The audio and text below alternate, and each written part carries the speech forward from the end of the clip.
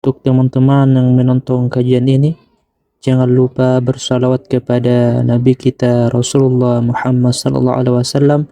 Allahumma salli ala Muhammad wa ala ali Muhammad. Qala Rasulullah sallallahu alaihi wasallam, al-iman bid'u wa sittuna atau bid'u wa sab'una syu'bah. Iman itu 60 lebih atau 70 lebih cabang. A'laha, yang lebih tinggi, yang paling tinggi. Jadi iman paling tinggi itu yang jadi judul. Jadi majelis ini kajian tauhid. A'laha fa'arfa'uha wa afdaluha, yang paling tinggi, yang paling afdal, yang paling utama, qaulu la ilaha illallah, engkau mengatakan la ilaha illallah. Maka orang yang paling mulia hari ini, orang yang paling mengerti la ilaha illallah dan paling banyak membaca la ilaha illallah. Mengerti ilmu, membaca berarti wiridan, beramal. Lebih tinggi mana orang yang berwirid dengan orang yang mengerti? Lebih tinggi orang yang mengerti. Maka nanti ada satu riwayat, dan itu riwayat pertama yang dibaca setelah ini, mengenai ilmu tentang la ilaha illallah. Cabang iman paling utama. Apa itu? Al-imanu billah. Percaya kepada Allah. Jadi ini dimulai ternyata dengan rukun iman yang 6. Khusus malam ini kita bacakan 6-6-nya. Insya Allah ya. Berdasarkan ayat Al-Quran, potongan dari surah Al-Baqarah ayat 285, ya, amanah Rasul, lalu ada kalimat di tengah, wal mu'minun, dan orang-orang beriman, kullun amana billah, mereka percaya kepada Allah. Di pertemuan pertama di kajian kitab Imam Al-Junaid, saya sudah membahas bahwa iman itu ada pokok asalnya, ada cabangnya. Pokok iman, asal iman di dalam kolbu. Di dalam kolbu. Kolbu itu hati. Hati itu bukan jantung, ya. Jantung itu berkaitan dengan kolbu, tapi dia bukan kolbu. Apalagi liver, bukan itu. Kita nggak membahas tentang fisik, kita membahas tentang rohani.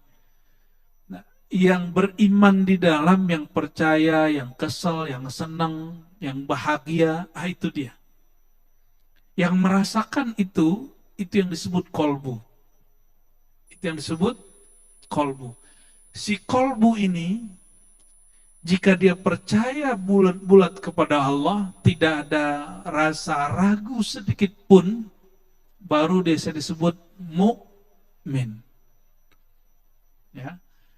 Dan kita nggak usah pakai dalil macam-macam, ya. Dalilnya nggak usah aneh-aneh. Tidak usah mendalilkan Allah dengan alam yang fana. Alam ini fana, Allah itu baqa. Nggak level mendalilkan Allah dengan alam yang fana.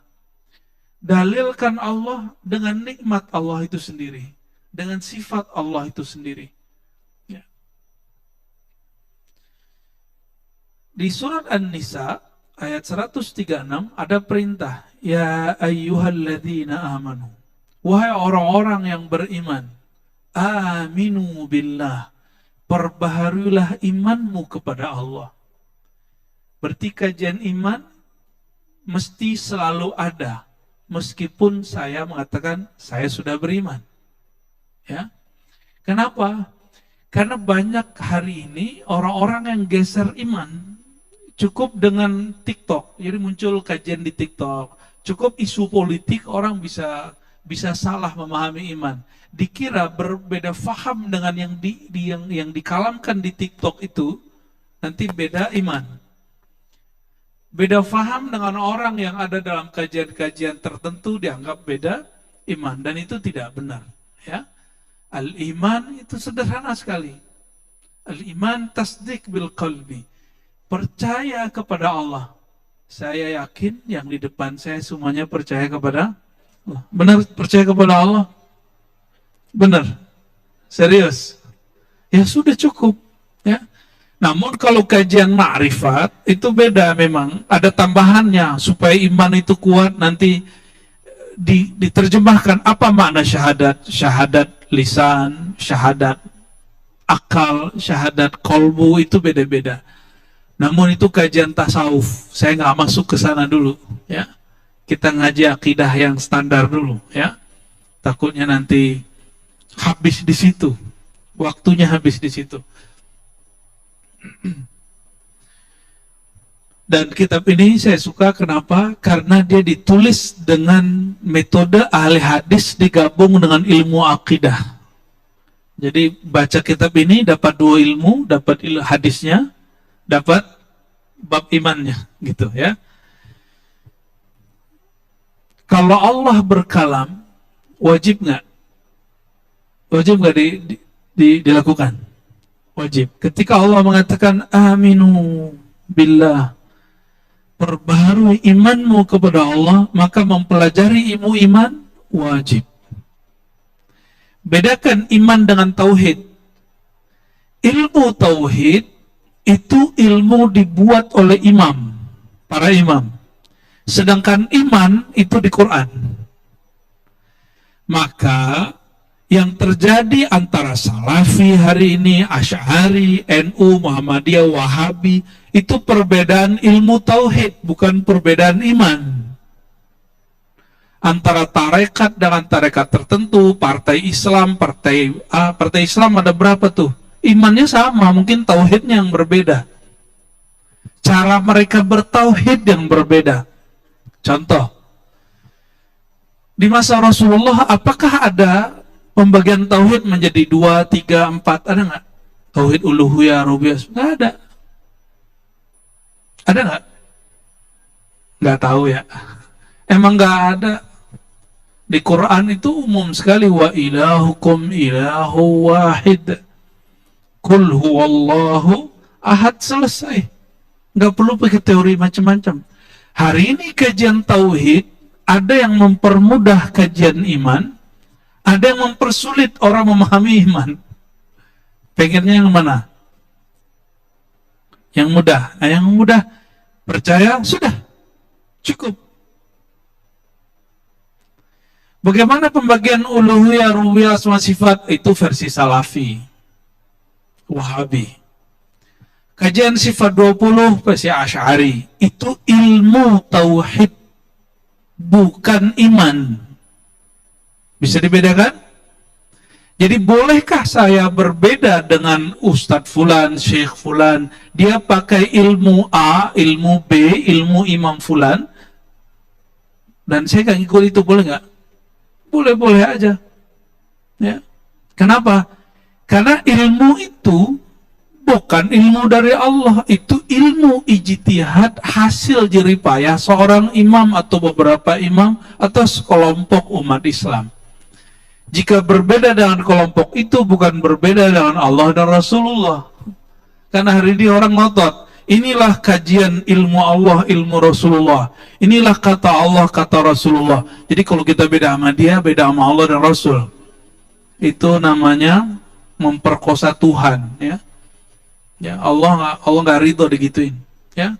Suka-suka mengambil nama Allah untuk kepentingan kelompoknya, dan kita tidak meridho itu, ya.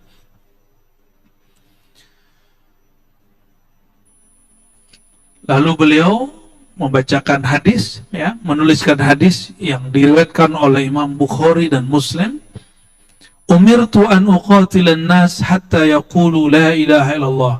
Aku diperintahkan berperang di masa Rasulullah, karena itu musim perang, sampai mereka berkata la ilaha illallah.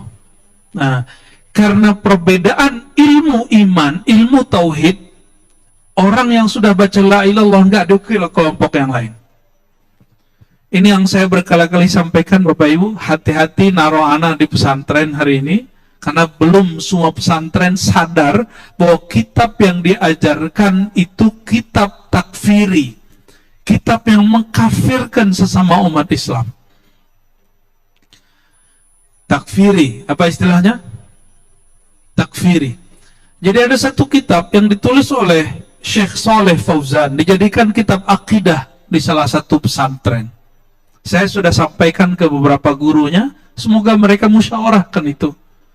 Jadi di situ disebutkan bahwa bertawassul. Tahu tawassul? Lalu tabarruk, ngambil berkah, ada rambut Nabi, kita celup, kita minum. Atau tabarruk dengan orang soleh. Apa kata dia? Itu asyirk al-akbar, syirik besar. Saya urut-urut, kenapa ya di Mesir masjid Jumatan dibom? Ternyata masalahnya itu. Belum lama ini di Pakistan. Bapak Ibu tahu di Pakistan? Pakistan ada bekas Taliban, tukang cukur 5 orang dibunuh. Karena tukang cukur itu motongin jenggot, Pak. Tukang cukurnya dibunuh. Gimana antum yang gak berjenggot tuh? Bisa pulang-pulang mati tuh. Yang selamat paling 1, 2, 3 atau berapa tuh yang punya jenggot. Pak dokter nggak selamat ini. Tuh nggak selamat tuh dari situ. Punya jenggot, Pak? Oh ada. Apa urusannya jenggot dengan masalah iman? Hadis yang menyebutkan khaliful yahud bil lihyah. Berbedalah khaliful musyrikin bil lihyah. Berbedalah terhadap orang musyrik dengan jenggot. Itu hadis atau khalifu ahlul kitab, ada beberapa redaksi. Berbeda ahli kitab dengan jenggot. Hadis itu nggak masuk bab iman. Coba lihat Imam Bukhari, nggak masukin ke bab iman. Imam Bukhari memasukkannya ke dalam bab az-zina wal libas. Performan, gaya. Az-zina itu artinya gaya, model. Wal libas, pakaian. Loh, harinya masuk loh, Pak. Itu Pakistan tuh, ya. Masya Allah.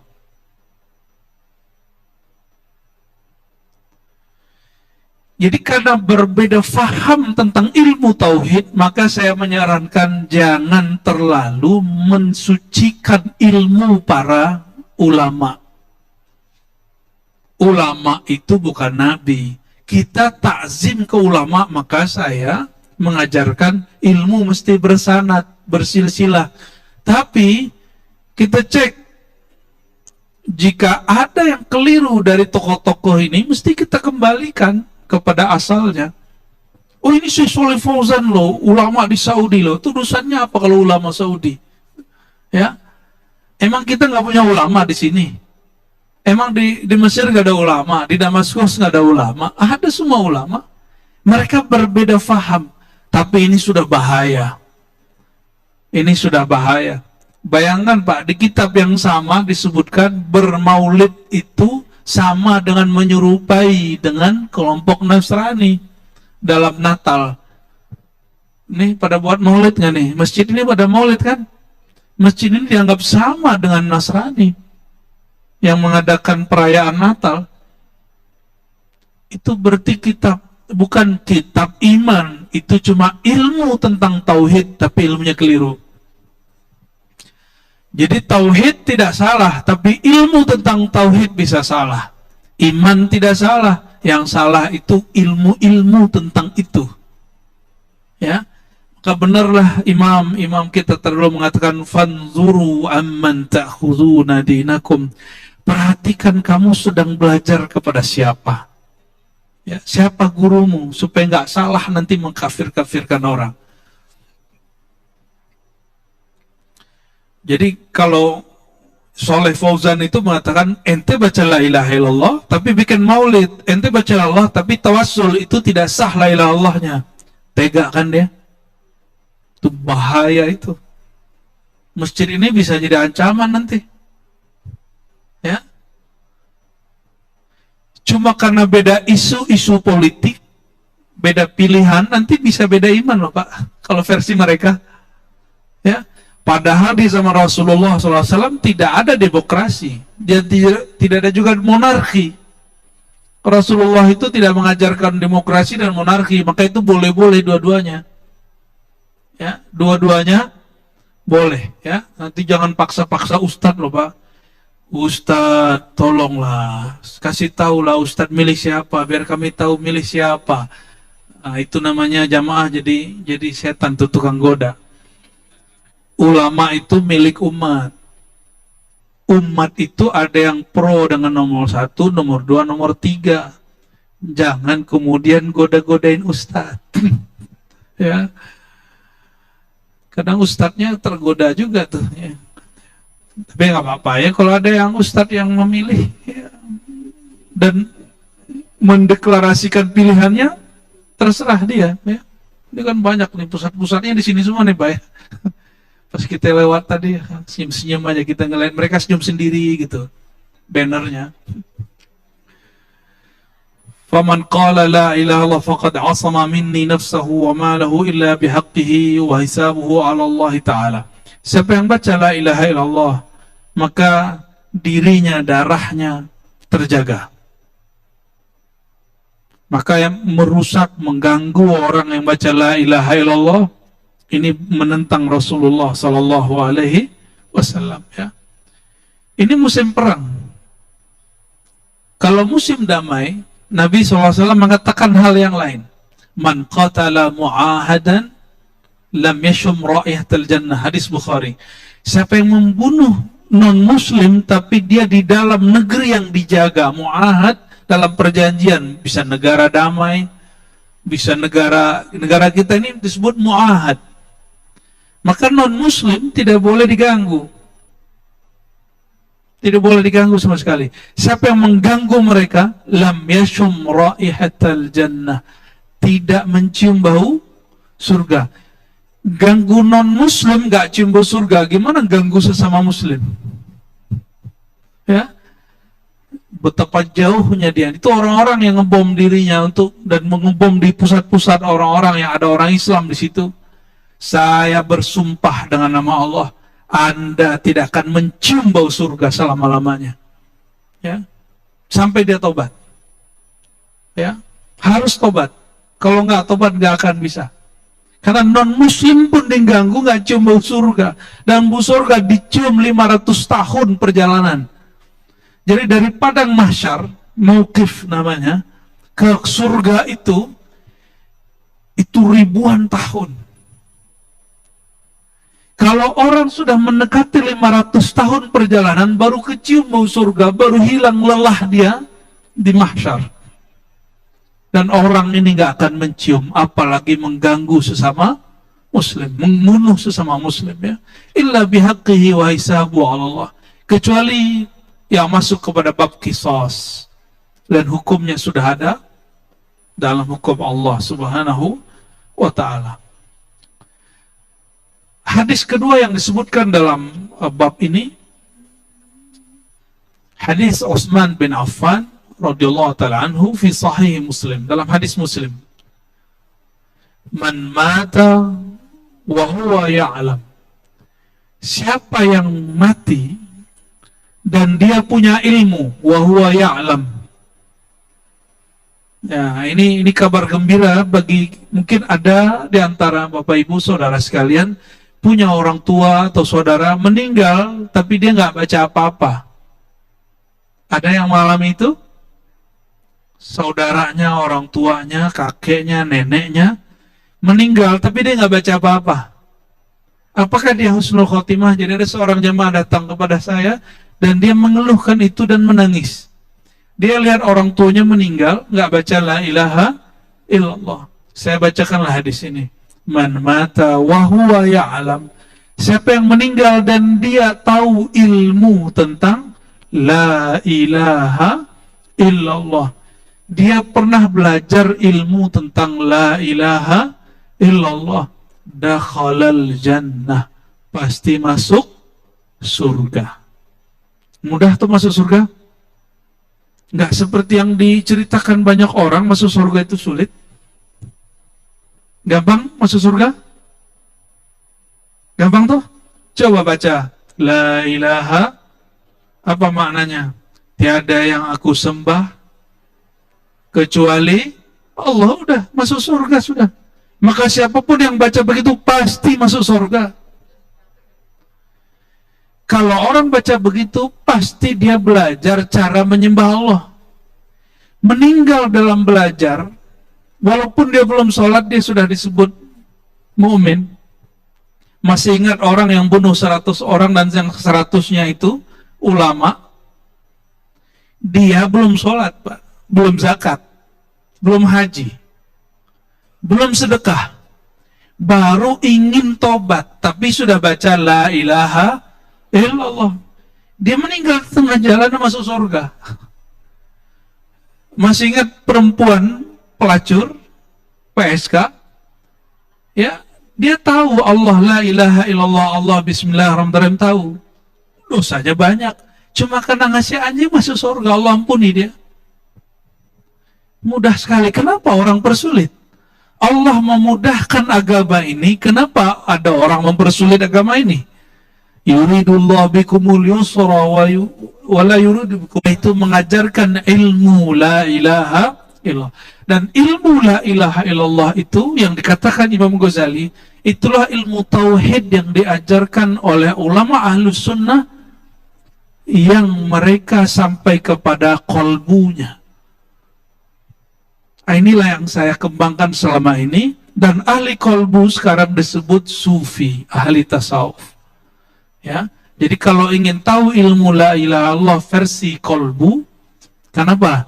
Karena dalam hadis Imam Bukhari dikatakan, siapa yang baca la ilaha illallah, haramallahu, ya, Allah mengharamkan an-nar alaih. Allah mengharamkan neraka menyentuh dia. Tapi syaratnya di situ ada dua. Dia baca la ilaha min qalbihi atau min nafsihi. Dari dalam kolbunya atau dari dalam jiwanya. Berarti ya'lam, yang berilmu itu otak kita atau kolbu kita. Kolbu. Maka ketika disebut wa huwa ya'lam, siapa yang mengatakan la ilaha illallah dan dia mengetahui, dia berilmu tentang itu, ilmu ini ada di kolbu. Dan ilmu kolbu yang mengajarkan siapa? Ahli fikih, ahli akidah, atau ahli tasawuf? Itu sebabnya tidak ada ahli tasawuf yang melanggar ilmu akidah ahlus sunnah wal jamaah. Tidak ada ajaran tasawuf yang melanggar ajaran ahlus sunnah wal jamaah. Nggak mungkin. Kenapa? Imam Abu Mansur, ya, Abdul Qahir al-Baghdadi, ya, dalam kitab Al-Farqul Firaq dan Usuluddin, beliau menyebutkan dengan tegas, tidak mungkin akidah yang rusak nyatu dengan hati yang bening. Nggak mungkin. Akidahnya rusak, hatinya bening, itu nggak mungkin nyatu. Akidahnya mesti bersih, kolbunya mesti bening, baru nyatu. Baru wajilat qulubuhum, bergetar kolbu kalau menyebut nama Allah subhanahu wa ta'ala. Ya. Jadi jika diurai ini Bapak Ibu saudara-saudariku, kalau Allah, siapa yang mati dan dia bawa ilmu, berarti belajar ilmu hakikat la ilaha illallah hukumnya wajib atau sunat. Semoga ini, kajian ini bagian dari cara itu, dan semua majelis yang ada di sini semua untuk mengarah ke sana. Ya, amin rabbal alamin. Sehingga kita meninggal mati dalam la ilaha illallah, dakhalal jannah. Ini unik sekali. Allah menyebutkan, Rasulullah menyebutkan lafaz dakhala. Dakhala bahasa Arab berarti telah masuk. Walaupun secara pemaknaan bisa diartikan pasti masuk. Tapi secara bahasa, secara ilmu, tasrif, perubahan kata, itu pasten. Pasten bahasa Arabnya madhi. Orang yang baca la ilallah, dakhalal jannah, dia telah masuk surga. Maka ada surga sebelum surga. Surga di dunia, itmi'nanul qulub wa sa'adah, ketenangan jiwa dan kebahagiaan hati. Dan itu nggak mungkin didapat oleh orang yang baca la ilaha illallah. Mohon maaf, malam tahun baru main petasan itu senang, bukan bahagia.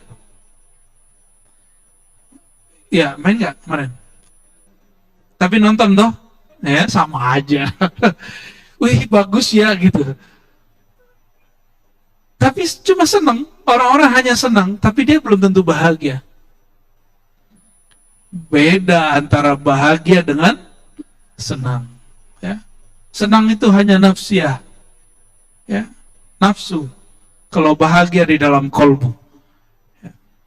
Berdasarkan dalil ini, Bapak Ibu, wajib belajar ma'rifat la ilaha illallah. Dan ma'rifat la ilallah bukan ujungnya nanti tambah sayang kepada makhluk Allah, tambah mengenal Allah. Jadi siapa yang belajar tauhid tapi nanti tambah keras, nanti dia kafir-kafirkan orang, berarti ilmu tauhid syaitani. Itu tauhid syaitan. Bukan tauhid al-Muhammadi, bukan tauhid Sayyidina Muhammad sallallahu alaihi wasallam. Ilmu tauhid Nabi Muhammad sallallahu alaihi wasallam, ilmu tauhid yang menambah sayang kepada makhluk siapapun. Ya. Isya jam berapa? 7:30. Oh, kita baca hadis bab kedua. Jadi bab yang tadi itu ada 100 halaman di sini. Tapi diringkas jadi 2 hadis. Diringkas jadi 2 hadis, ya. Kesimpulannya sederhana, iman ada di kolbu, lalu rukunnya harus dilafazkan, baru kemudian diamalkan. Nah, amalan itu dapat naik turun. Jadi yang disebut iman naik turun itu amalan. Kalau yang di kolbu boleh naik turun? Nggak boleh. Isu apapun, isu politik, isu kemanusiaan, isu Palestina, nggak boleh membuat iman di sini naik turun. Kalau antum berdonasi, berarti imannya lagi naik. Kalau nggak donasi, berarti imannya lagi turun. Zikir pagi sore, nggak zikir, berarti iman yang di badannya lagi turun. Tapi iman di sini nggak boleh turun. Turun iman di sini, orangnya zindik, fasik. Ya, ada orang bilang iman di sini nambah, berarti Tuhannya nambah. Itu nggak boleh. Ya, jadi iman kepada Allah di kolbu, dia cukup 1, nggak usah ditambah-tambah, nggak usah ditambah-tambah, dan sangat sederhana sekali. Nah, ini sebelum masuk bab 2, kalau sempat aja masuk bab 2 ini. Nanti presiden siapa yang terpilih sudah ada di ilmu Allah belum? Sudah? Benar. Allah dulu, sekarang, nanti sama nggak? Allah dulu, sekarang, nanti. Oke? Kita dulu, sekarang, nanti beda. Saya tahu setelah diberitahu. Allah tahu tanpa perlu diberitahu. Saya mengerti karena belajar. Allah mengerti tanpa belajar. Karena Allah itu sudah stagnan, karena maha sempurna. Allah tidak berubah-ubah. Siapa yang meyakini Allah berubah, iman dia belum selesai. Berarti ilmu dia belum, makrifat dia tentang Allah rusak. Ya, Allah bukan benda. Maka jika ada ayat yang menyebutkan Allah di atas aras, di langit, ayat itu tidak boleh dipahami secara benda, karena benda itu makhluk, Allah bukan makhluk. Maka kalimat Allah di langit, Allah di aras, hanya Allah yang tahu maknanya. Ya, hanya Allah yang tahu maknanya. Dan jika Allah berikan makna kepada ahlinya, dan itu tidak semua juga boleh dibagi. Maka memperdebatkan apakah Allah di langit, Allah di aras, itu buang-buang waktu. Itu buang-buang waktu. Bagaimana dengan hadis yang ada itu? Silakan lihat kajian-kajian yang lama. Ternyata hadisnya banyak berbeda faham di situ. Ya, seorang budak perempuan datang dibawa oleh tuannya, ditanya kepada Rasulullah, wahai Rasulullah, apakah perempuan ini beriman? Lalu Nabi bertanya kepadanya, Aina Allah, di mana Allah? Itu satu riwayat. Dijawab fis sama, di langit. Di riwayat kedua, man rabbuk, siapa Tuhanmu? Dia jawab Allah. Riwayat ketiga, atashhadina an la ilaha illallah, apa kamu bersyahadat bersaksi la ilaha illallah? Dia jawab asyhadu an la ilaha illallah. Saya mau tanya Bapak Ibu, kalau ada orang non muslim hari ini mengatakan Allah di langit, dia masuk Islam nggak? Gimana? Kawan kita non muslim hari ini mengatakan Tuhan Allah di langit, dia masuk Islam nggak? Tuh, orang awam aja mengerti. Lalu kenapa ada orang ngotot hari ini mengatakan bahwa Tuhan mesti di langit? Ya, ini baru satu hadis, ada dua hadis lagi. Hadis yang kedua, man rabbuk, siapa Tuhanmu? Siapa penciptamu? Dijawab Allah. Hadis ketiga, apakah engkau bersahadat, bersaksi? Dari tiga hadis itu mana yang dipakai? Yang pas dengan ilmu tauhid yang mana? Orang sah masuk Islam dengan bersyahadat atau bukan? Betul? Berarti hadis nomor 2 dan nomor 3. Maka nomor 2, nomor 3 menjelaskan makna aina Allah, bukan aina tempat. Ya, jadi kita nggak pakai hadis aina Allah, karena aina Allah ini mesti dijelaskan oleh hadis yang lain. Dan kalau ada orang ngotot mesti pakai hadis aina Allah, tanda dia nggak belajar hadis, begitu aja. Ya, kenapa? Riwayatnya banyak kok. Dari 3 hadis itu, mana yang paling pas dengan keilmuan? Karena ilmu menjelaskan hadis itu. Yaitu kedua dan yang ketiga. Baik, silakan azan. Baik, ini request dari pengurus. Ada tanya jawab? Ada yang mau nanya? Oke, fadhal. Baik, terima kasih Buya atas penjelasan kalimat tauhid. Bisa langsung dari jamaah laki-laki boleh.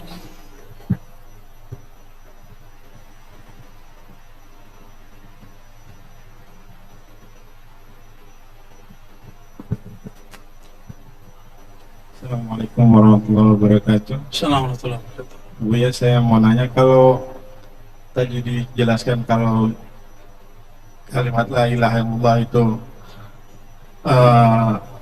langsung masuk surga ya, tapi ada hadis yang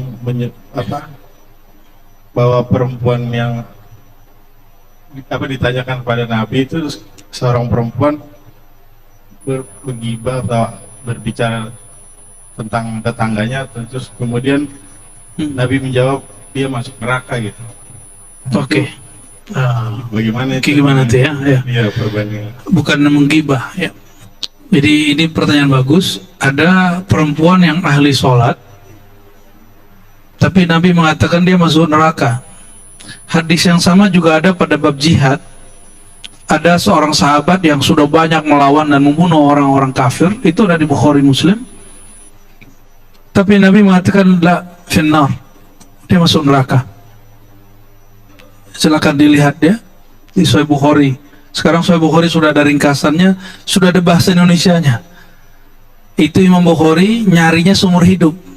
Antum cukup baca, gak sampai seumur hidup itu. Ya.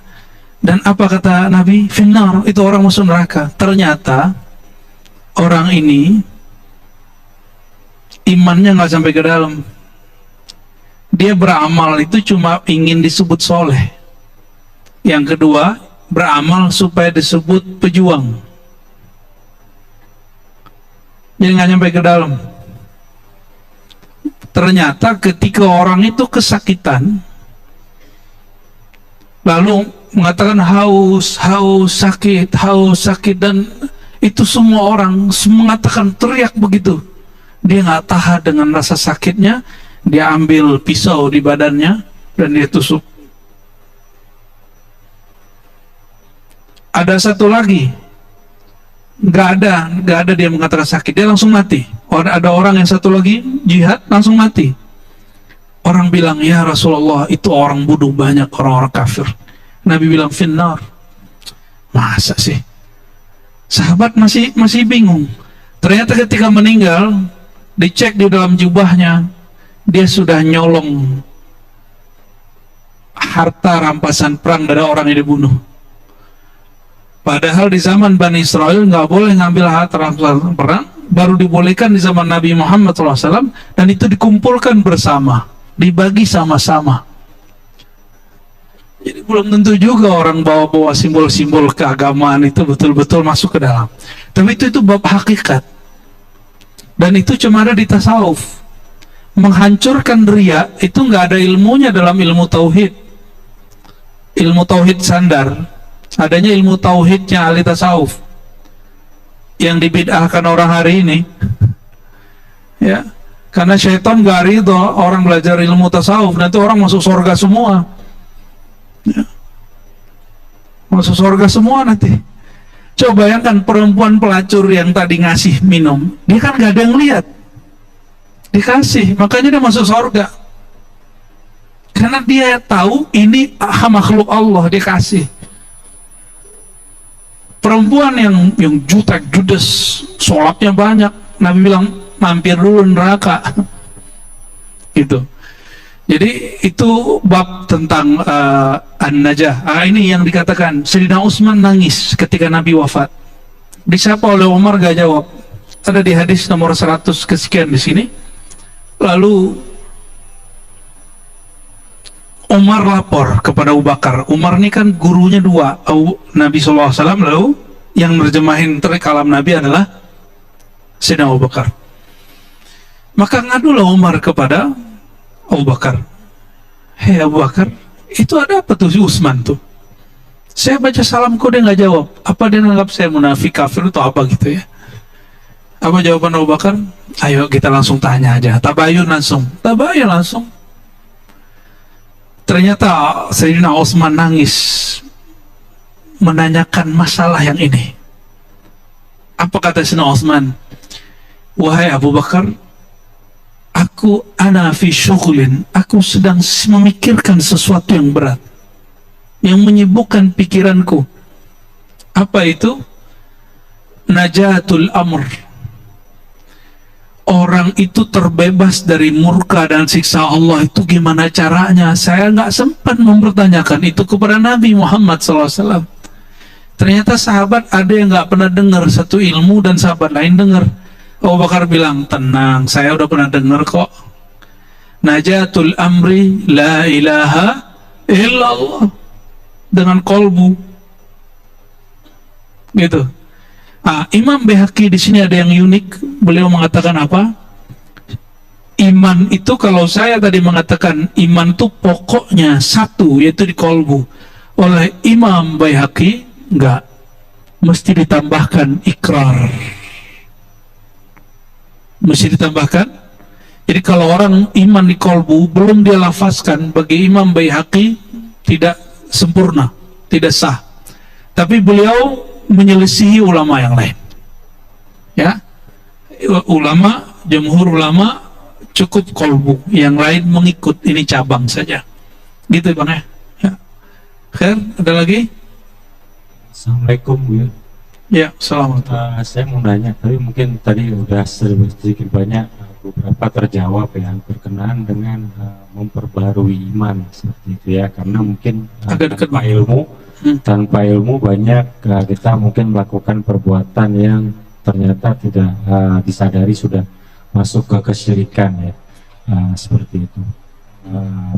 Itu seperti apa Bu ya, gambarannya untuk memperbaiki iman ini, artinya mungkin banyak juga kelalaian gitu ya, mungkin pas lagi sholat nanti pas lagi waktunya libur sholat seperti itu, ini ternyata dijemput seperti itu.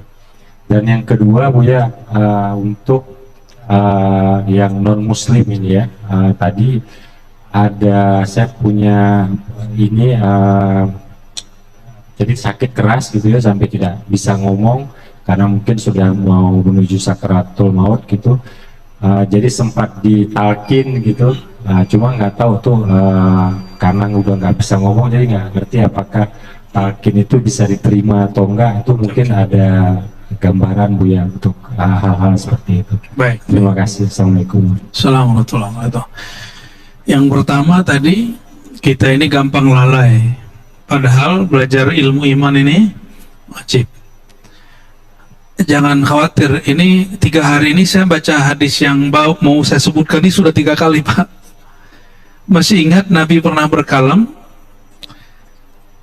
tidurnya orang alim lebih baik daripada sholatnya orang jahil. Masih ingat? Karena orang yang alim, kalaupun tidur itu puncak kelalaian. Dia tetap disebut alim. Dia tetap disebut berilmu.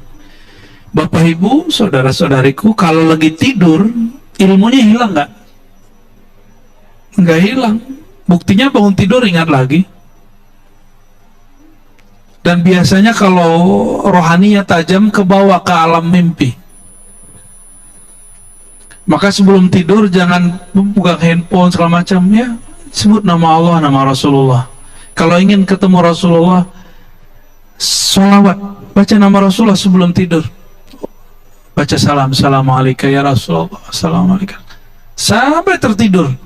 Sekali seumur hidup pasti ketemu Rasulullah SAW. Dan ini sudah dilakukan oleh banyak murid saya. Dan mereka ketemu Rasulullah SAW. Ya. Cuma kalau bukanya Facebook ya yang nanti mimpinya apa yang dilihat di Facebook. Ya bukannya di YouTube, nanti yang ditemui yang ada di dalam YouTube, yang mau apa lagi? Ya. Jadi yang mesti yang tetap itu ilmu. Kalau kondisi hati jiwa bisa lalai, Bang, nggak ada masalah. Jadi ini kabar gembira dari Allah SWT bahwa Allah memuliakan orang alim di puncak kelalaiannya. Dia tetap disebut berilmu. Seandainya orang yang lalai ini meninggal, maka dia masih disebut berilmu, la ilaha illallah, ya. Jadi nggak ada masalah. Nah, mengenai kelalaian kita istighfarkan kepada Allah SWT. Kita minta ampun kepada Allah SWT.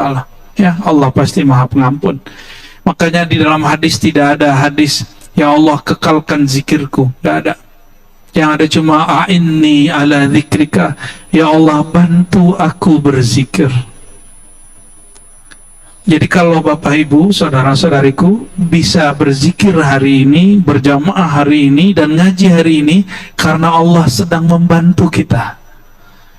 Ya, karena Allah sedang, dan beruntunglah orang yang dibantu oleh Allah, dan dia sadar sedang dibantu.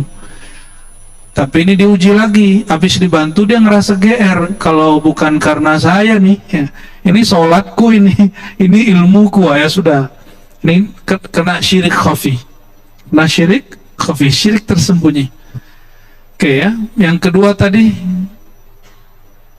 orang yang sakit, mungkin non muslim ataupun orang dulunya nakal ya, terus ketika sakit dia tidak bisa ngomong, ditalkin, lihat isyarat matanya. Lihat isyarat matanya, jika dia begini berarti masuk. Nah ini ilmu khusus talqin. Jadi kalau ada orang yang sedang sakaratul maut, mereka nggak akan ingat apa-apa, tapi ketika dikatakan baca Allah, la ilaha illallah, Allah pun cukup. Allah, pakai bahasa Indonesia juga boleh, Tuhanku Allah, ya, Rabbi Allah, atau katakan Allah Ahad. Orang udah keluh, nggak bisa baca, lalu dikasih isyarat matanya, sudah dihitung beriman. Ya, ada lagi? Satu lagi. Saudariku bernama Iva bertanya, kita umat Islam yang terakhir mengapa jadi umat yang terbelakang? Karena umat Islam yang dibahas hanya fikih dan ikhtilaf, akhirnya meninggalkan sains atau ilmu pengetahuan. Apa yang harus dilakukan oleh umat Islam agar menjadi maju, Pak Ustadz? Ini kalimat yang membuat orang Islam sering patah semangat dan mengambil jalan pintas. Kenapa umat Islam tidak maju? Bener. Emang yang Islam nggak maju? Maju lah. Datanglah ke Abu Dhabi, ya kan? Lebih maju dari Eropa. Ya. Saya dapat kalam dari kawan saya, Buya, kita ini jangan jadi budak. Biarlah mereka menemukannya, kita yang pakai. Padahal itu menghibur diri, ya. Tapi saya nggak ngomong begitu, Bapak Ibu. Jangan sampai kalimat tadi, kok kita sibuk dengan khilafiyah, kok kita nggak ini. Loh, emang kalau di masjid saya harus ngajarin komputerisasi, saya harus mengajarkan digitalisasi, harus ngajarin cara melekul ini melekul itu ke beliau ngajinya nih, ke Pak Dokter. Enggak, justru Pak Dokter udah ngelewatin itu. Ini beliau ini dokter jantung, Pak, dan 3 spesialisasi, udah ngelewatin kemajuan itu, sekarang pengen duduk di masjid. Jadi kita ini terlalu mudah dipatahin orang. Yang bisa bikin pesawat siapa, yo? Pak B.J. Habibie. Diakui di Jerman, Pak, ilmunya sampai hari ini dipakai. Oh, dulu Khwarizmi, iya. Sekarang yang antum lihat di luar negeri itu semua efek dari mereka. Maka kemajuan mereka itu kemajuan umat Muhammad SAW. Umat Muhammad itu 2, umat dakwah, umat ijabah. Umat yang belum menerima agama Nabi Muhammad SAW, tapi dia termasuk umat Nabi Muhammad SAW. Berkat penemuan Ibnu Sina, Khawarizmi, Al-Jabar, itu sekarang mereka pakai. Antum pakai ini sekarang karena handphone. Itu penemuan siapa? Ya, Ibnul Haytham. Sekarang yang dikembangkan. Maka kemajuan itu, kalau ada orang sekarang menemukan suatu, lalu orang lain mengembangkan, hak ciptanya tetap pada yang pertama, toh? Jadi hari ini yang kita lihat itu semua kemajuan umat Muhammad Sallallahu Alaihi Wasallam. Cuma ada yang mengikuti syariatnya, ada yang tidak. Saya begitu, Pak, memandangnya. Kalau pakai ilmu akidah begitu. Kalau pakai ilmu tasawuf lebih canggih lagi. Al-alam minni wa ana minallah. Kata baginda Nabi Muhammad SAW dalam ilham yang diterima oleh para aulia, alam itu dariku, semua penemuan-penemuan itu semua dari nurku. Al-ilmu nurun, ilmu itu nur. Maka ilmu mau handphone apa semua dari nur Nabi Muhammad SAW. Maka nur berarti ilmu. Nggak ada nur Nabi Muhammad SAW, alam ini nggak ada. Maka dikatakan la taqumu sa'ata la yuqalu fil ardi Allahu Allah. Tidak terjadi di dunia kiamat sampai tidak ada lagi nur yang berkata Allah Allah. Dalam ilmu tasawuf disebut nur Muhammad sallallahu alaihi wasallam, ya. Maka kajian Nur Muhammad itu nopang orang-orang yang menemukan kemajuan tapi lupa sama Allah. Ya, Indonesia maju kok, Pak. Cuma majunya belum rata, baru di Jakarta aja, di Bandung aja gitu, baru Surabaya doang. Indonesia ini terlalu besar, Bapak Ibu. Kemajuan Indonesia bukan di peradaban teknologi. Kemajuan Indonesia di peradaban rohani. Coba perhatikan, ini bagian akhir yang mau saya sampaikan. Eropa besar. Besar Eropa, daratannya itu mereka daratan semua kecuali Inggris dan beberapa negara kecil. Itu negaranya lebih dari 30, pecah. Mereka nggak bisa damai dan gengsinya tinggi. Saya ketemu orang Swiss, dia ngejekin orang Perancis, poor country gitu ngomongnya, negara miskin, sok-sokan gitu, ya. Bangga-banggain Napoleon katanya, Napoleon Bonaparte, apalah itu. Jadi itu tetanggaan, Pak, samping-sampingan itu. Ketemu orang Jerman ngejekin orang Swiss, wah ya. Indonesia punya kemajuan kesadaran rohani bahwa kita ini orang manusia tadinya satu. Indonesia yang seluas Eropa, logikanya kalau nggak disatukan dengan daratan, harusnya kita ini sulit bersatu. Eropa masih di darat, udah 30-an negara. Gimana dengan Indonesia? Terpisah dengan pulau-pulau, kok masih bisa satu? Itu kemajuan, Bapak Ibu. Itu kemajuan. Jadi kemajuan itu jangan hanya dipahami teknologi. Ini kan pakai teknologi semua. Pakai teknologi semua. Indonesia sekarang udah mulai buat tank-tank baja kok. Ya. Tapi memang karena negara ini terluas, untuk biaya demokrasi aja, ini di pesta demokrasi Pak, satu orang berapa paling murah? Saya nyalek nih, satu orang berapa duit ngabisin? Kalau di Jakarta habis berapa? Ada 2M, 5M, 10M, ya Rob. Kalau di kampung Pak, 1M masih bisa. Saya baru dari Sumatera Barat, 2 Mas Raya, ya, yang jadi bupatinya masih muda, di bawah saya dikit umurnya. Ternyata keturunan kerajaan, 2 kali memimpin. 2 kali memimpin. Dan partainya unik. Satu-satunya partainya Bu Mega yang menang di situ. Wah, tapi orangnya Islami, sangat kuat sekali. Ya. Itu di sana, ya Masya Allah.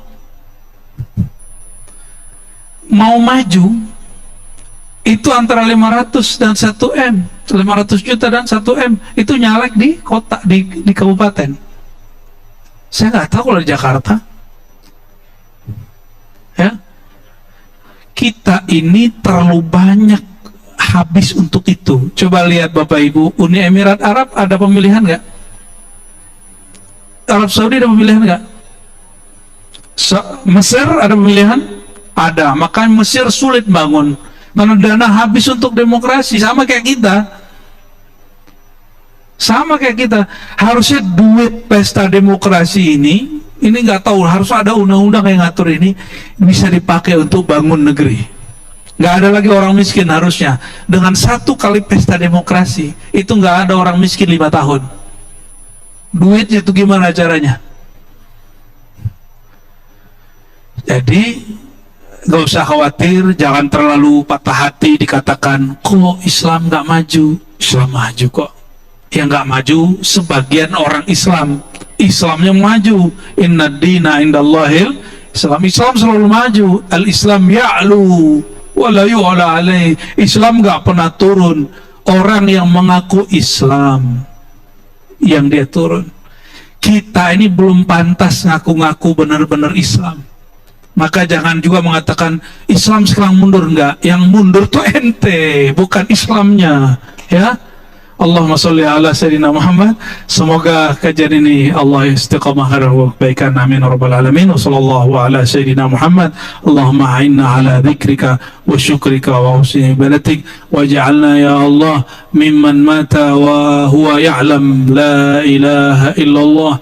Ya Allah, kami hanya memohon satu hal ya Allah. Jika engkau ambil nyawa kami, engkau pisahkan nyawa dengan badan kami, matikan kami dalam ilmu la ilaha illallah Muhammadur Rasulullah. Rabbana atina fid dunya hasanah wa fil akhirati hasanah wa qina adzabannar. Wa sallallahu ala sayyidina Muhammad walhamdulillahi rabbil alamin. Assalamualaikum warahmatullahi wabarakatuh.